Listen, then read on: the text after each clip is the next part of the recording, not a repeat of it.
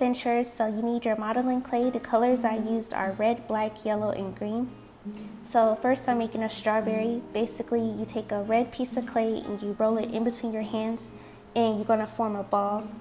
And then you're gonna use your two fingers, your two index fingers, and you're gonna form a cone shape for the strawberry. So that's what I'm doing right now. Next, I'm using my green clay for the leaves. So I'm taking a small piece, rolling it in between my hands, and I'm just flattening it out with my two index fingers. And I'm gonna put it on top of the strawberry for the leaves. So now for the strawberry texture, you don't have to do this, but I used a ruler and I just made small lines on the red clay. And that's your strawberry.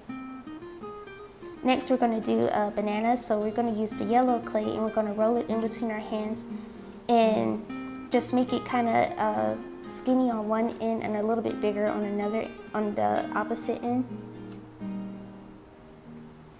And so what I'm doing, I'm trying to form like a C shape. But it was kind of hard, so that's what I'm doing there. And I used a piece of black clay on one end of the banana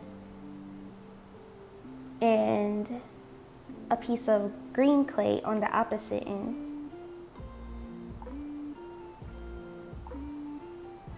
And there's your banana. Next, I'm making an apple. So it's very similar to the strawberry. So you're gonna put it in between your hands and form a ball. And I'm gonna use green clay for the leaves. But that's just what I'm doing. It's similar to the strawberry, just less shaping.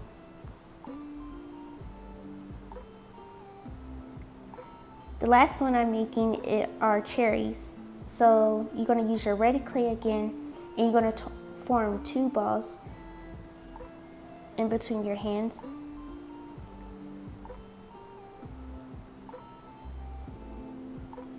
And then you're gonna use some green clay to show the stem for the cherries.